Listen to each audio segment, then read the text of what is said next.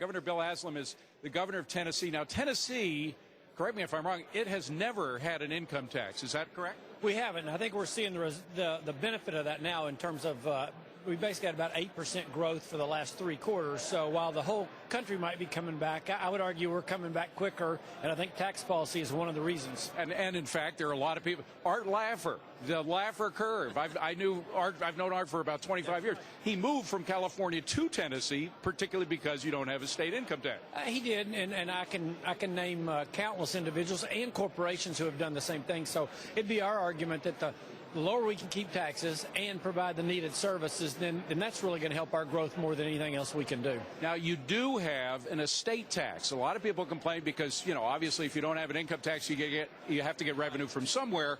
One of the places you get it is estate tax, but it actually doesn't get you that much. Why don't you just get rid of it? Well, it's funny you should mention that. We actually are in the process of doing that. So I have a bill with the legislature this year and in our budget this year that over the next 3-year period would totally phase out the estate tax, or the death tax, as we like to call it now in Tennessee. So we're working on doing that. As the economy comes back and we get new revenue, you have a chance in government to do something really different. You can go back to saying, we'll go back to spending money the way we used to, or we can redirect our priorities, and one of those should be making the state more affordable and more attractive for people. So where do you get revenue? If you cut the revenue source from income tax, state income tax, if you cut it from estate tax, how do you get the revenue to make government such as it is work there? Well, as I said, one thing is we have real growth in Tennessee right now. Like I said, the last 3 quarters we're up about 8%. So what's your unemployment? Unemployment is down about 8%. It's been as high as 10, and so we're below the national average really for the first time in the last couple of years.